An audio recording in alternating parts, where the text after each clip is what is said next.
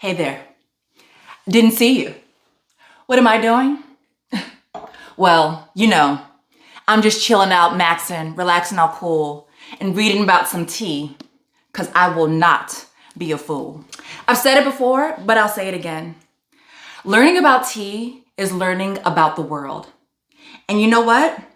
The more I dive into it, the more I see how interconnected the world really is. The history of tea shows us globalization in action before the word globalization became the buzzword that it is today. And trust me, I would know. I majored in international studies for both of my degrees. Hey, uppity people, this is Heather.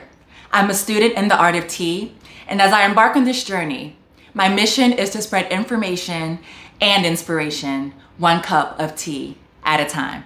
A lot has happened in the world of tea since it hopped into the scene 5,000 years ago, including the evolution of the word for tea. In this video, we're going to get into a bit of etymology, or etymology, as I like to say, which is the study of the origin of a word and the historical development of its meaning. And no, the title of this video is not clickbait, because I hate that.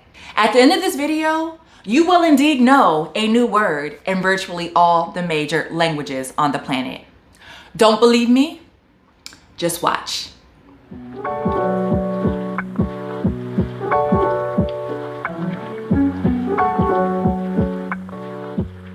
Okay, here's the deal. For the most part, there are really only two ways to say tea around the entire world, with some minor exceptions. The first way is like the English word, tea. The second way is some variation of the word cha. Both versions come from, you guessed it, China. You remember them? The OG tea drinkers.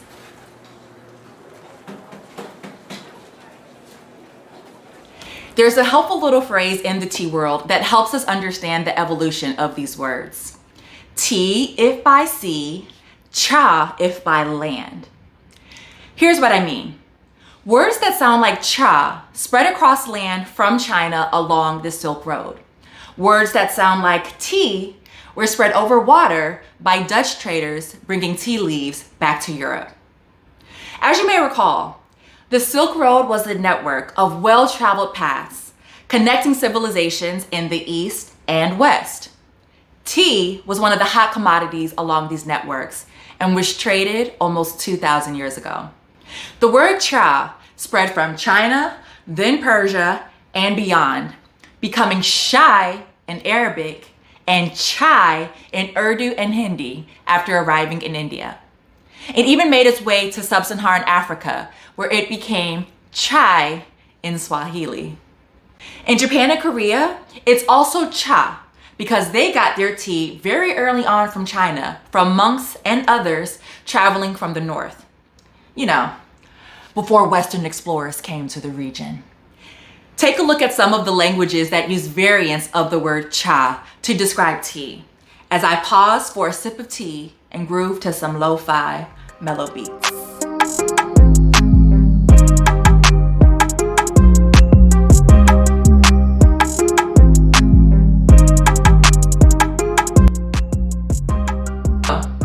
Hey there.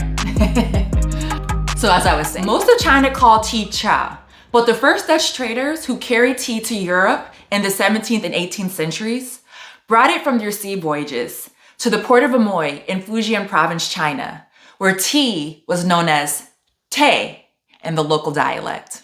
As was typical of these seafaring Europeans and their colonial mindsets during the age of exploration, they adopted the local dialect word te. This became the pronunciation that most of us now use in the Western world. Here are some more examples. Oh, snap. That's my jam again.